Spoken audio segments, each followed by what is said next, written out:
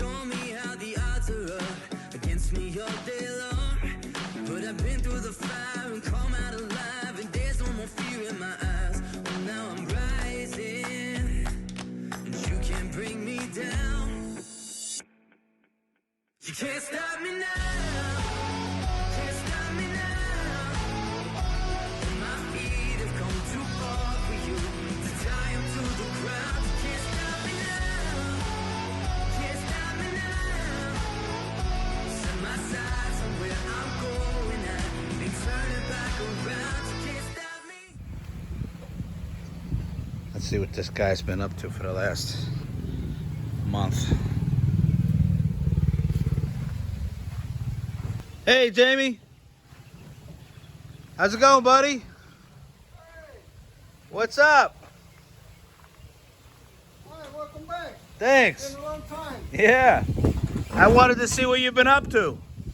Yeah, well, we're going strong, as you can see. Nice. Beautiful. Yeah, and, even I can go for hours and hours about concrete. This time I'm glad to say we have also some block work to show you and some about the water lines, and yeah, we've been making all of that. Come along and have a look. All right, cool.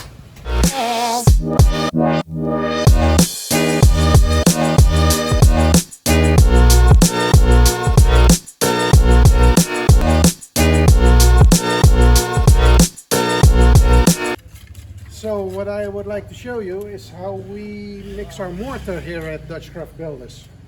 Come on, Prophet, let's mix one up.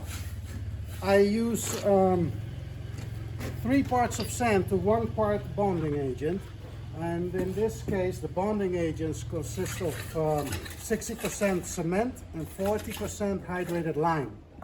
That's the white stuff. So the importance of lime in your mixture is for flexibility of your mortar, workability, but also flexibility for once it's already stiffened up. You will have a more flexible mortar which will, compared to if you would only use cement, you would start to get little cracks because of shrinkage of cement. Cement is just too brittle, too strong, too hard for use in mortar. That's why you use lime in mortar in different percentages. Normally in the developed world you would buy a ready-made bag of mortar for putting up blocks, but over here we have to mix it up ourselves. So this is pretty important. 60% cement, 40% lime. Then you get 1 unit, and then you mix that with 3 units of sand. So as you see, now it's fully hydrated our mortar, and this is about the consistency you want. It's got to be like peanut butter. So if it's too wet, it will just fall onto the ground, but if it's too dry, it's very difficult to work with. And never mix too much in one batch, because you cannot just keep adding water all day. It will make the mortar go bad. So you gotta only mix up small batches. That's what you're gonna use.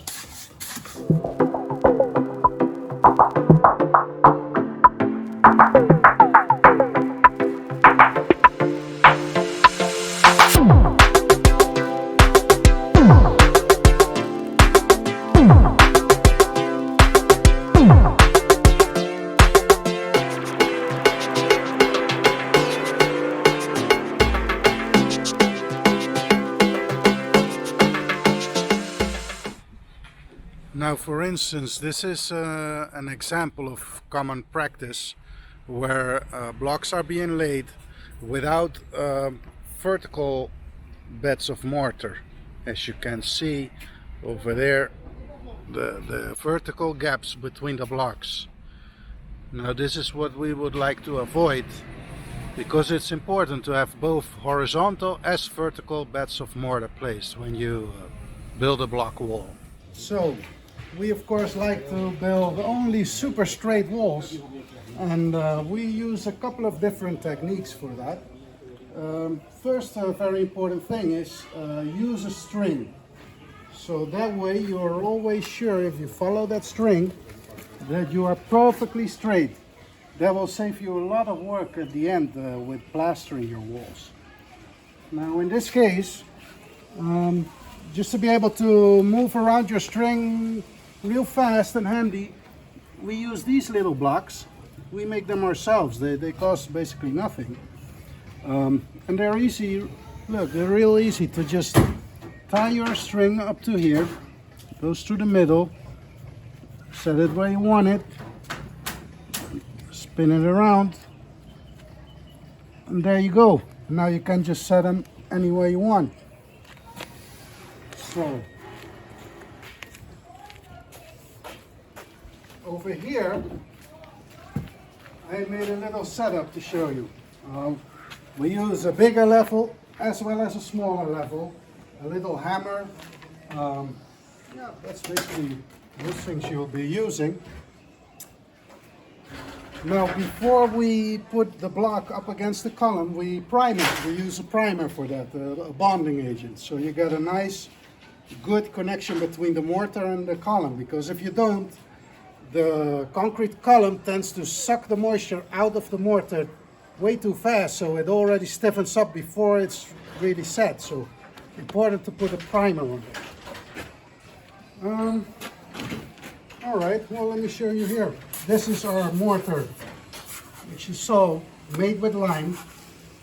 That means that we have a perfect bonding.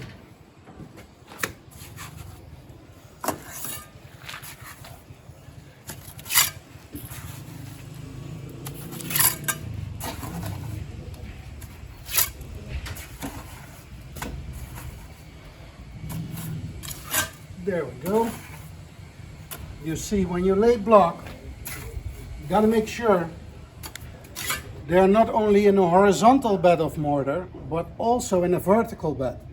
Now for that is another thing where the lime in your mortar comes into place. Because of the stickiness of the lime,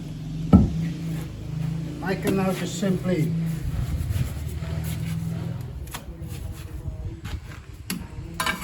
place a vertical bed mortar right here, and now when I lift it up, it should not fall off. Well, let's see.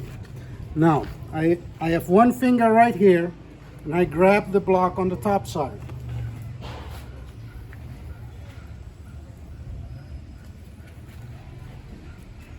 Now you don't need a lot of hammering if you got the right mortar. You just set it here.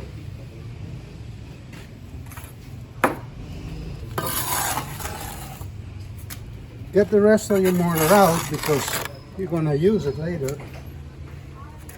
Now we make sure our block is perfectly level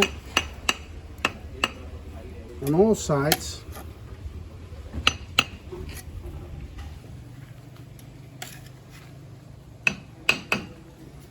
Now it's in its position, and now the final touch is to compress the vertical bead of mortar, like so. You see the mortar growing out of the seam? That's what you want. Now you got a good joint.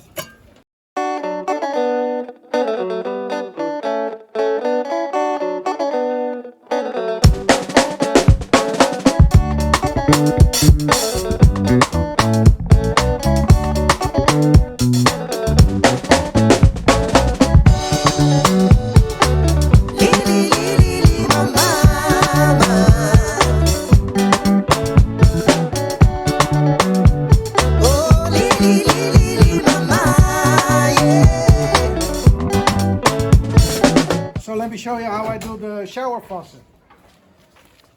You know, it's pretty important that it's nicely aligned, all your fittings. I'll show you how I do that. Like the way I did the toilet water line you just saw. Now, that's only a single cold water outlet. For a shower you got two, and this is a standard size shower faucet. Now, I made sure that these fittings are perfectly aligned by already, while putting up the blocks, I already mount my faucet. Now we can later on change it for any other faucet, that's not the issue, but these fittings are now perfectly aligned. So you won't have to put any strange forces to force your faucet onto the fitting. It's all, well, yeah, it doesn't get any better than this.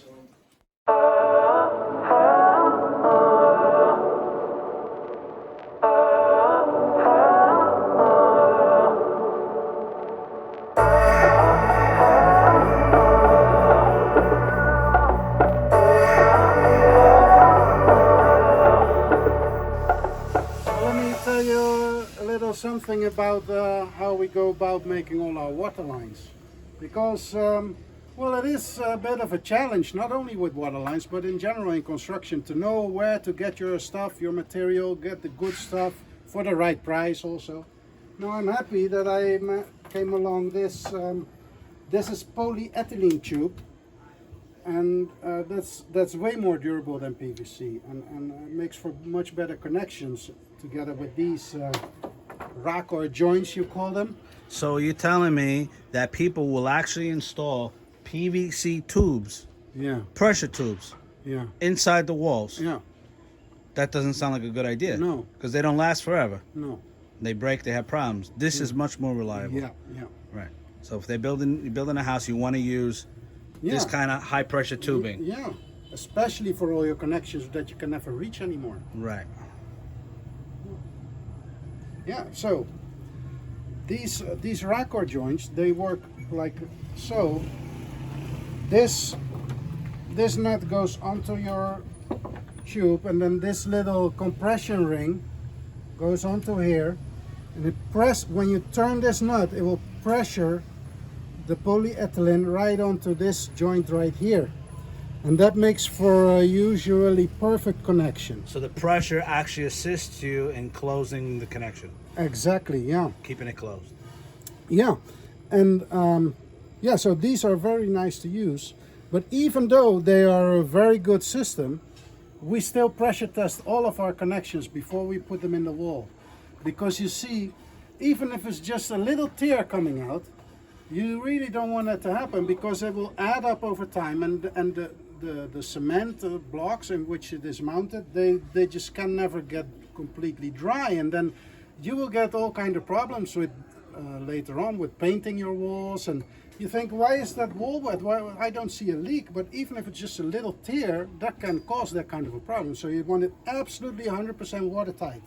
So we don't make any jokes with that. So we pressure test everything. Yeah, so pressure testing is important. I'll show you how I do that. So I made a little setup here with a standard faucet. Now I'm going to open up this to see that we have water going in. This goes. So this is the first pressure test.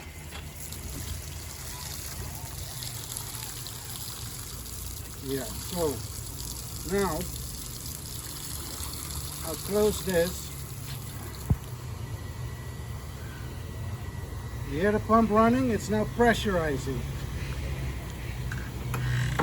You can see that we got a pressure right now of 4 bar. That will be approximately 57 psi. Now, I get absolutely no tears whatsoever coming out.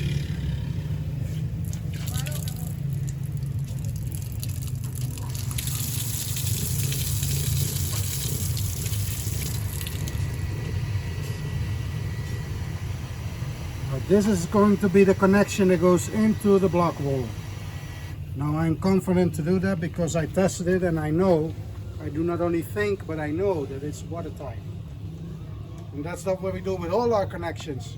I mean, everybody should, because it's just a shame how many houses there are with small little leakages inside a wall. And it can get really annoying and irritating.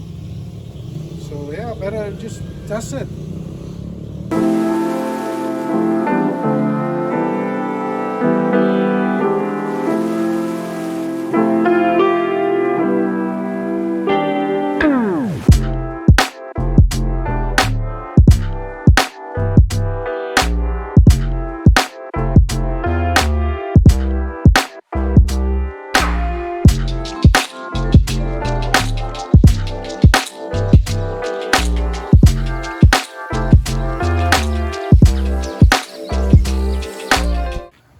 next episode, you will see how we have made this this ceiling, and therefore go on for the upper floor of this building. It's going to be a 2-story building, and yeah, very exciting in seeing all this progress happening.